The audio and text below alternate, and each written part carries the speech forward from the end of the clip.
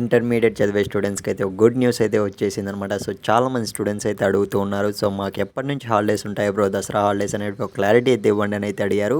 So almost degree and BTech and school స్టూడెంట్స్కి అయితే declare కావడం జరిగింది. సో ఇంటర్మీడియట్ స్టూడెంట్స్కి మాత్రం so only 4 days or 5 days ఇస్తారు అని అయితే ముందైతే సో ఫేక్ న్యూసెస్ అయితే వస్తున్నాయి. కాకపోతే వాళ్ళైతే న్యూస్ పేపర్ క్లారిటీ అయితే వచ్చింది. సో ఎవరైతే ఇంటర్మీడియట్ స్టూడెంట్స్ అయితే చూస్తున్నారో సో ఖచ్చితంగా వీడియోని లైక్ చేయడం మర్చిపోకండి. At least one of your so దోస్త్ ఉంటాడు కదా, ఇంటర్మీడియట్ దోస్త్కి అయితే షేర్ చేసేయండి వీడియో అయితే. ఇకపోతే స్క్రీన్ మీద అయితే గమనించండి, వీడియోలోకి అయితే వెళ్ళిపోదాం. సో జూనియర్ కళాశాలలకు దసరా సెలవులు 3 నుంచి అని అయితే మనకు అఫీషియల్గా అప్డేట్ రావడం జరిగిందనమాట. సో మనకు ఇవాళ అయితే క్లారిటీగా అయితే చేశారు. సో న్యూస్లోకి అయితే వెళ్ళిపోదాం.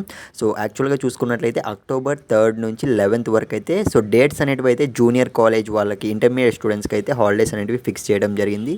సో యాజ్ యూజువల్గా చూసుకున్నట్లయితే అఫీషియల్గా మనకు హాలిడే అనేది October 2nd, అది మీకు కూడా తెలిసిన విషయమే కదా. సో గాంధీ జయంతి సందర్భంగా సో ఆల్మోస్ట్ మనకు 2nd నుంచి హాలిడేస్ అనేటివి అయితే స్టార్ట్ అయిపోతాయి.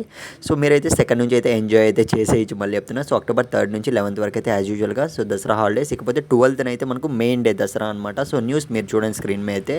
సో 13th అయితే మనకు ఇంకో అదనంగా డేస్, ఇంకో హాలిడే అయితే వచ్చేసింది అనమాట. సో 13th మనకు సండే, మీరు కావాలంటే క్యాలెండర్ చూసుకోండి.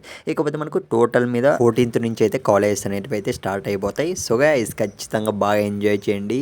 సో అట్లీస్ట్ సబ్స్క్రైబ్ చేసుకోండి మామ.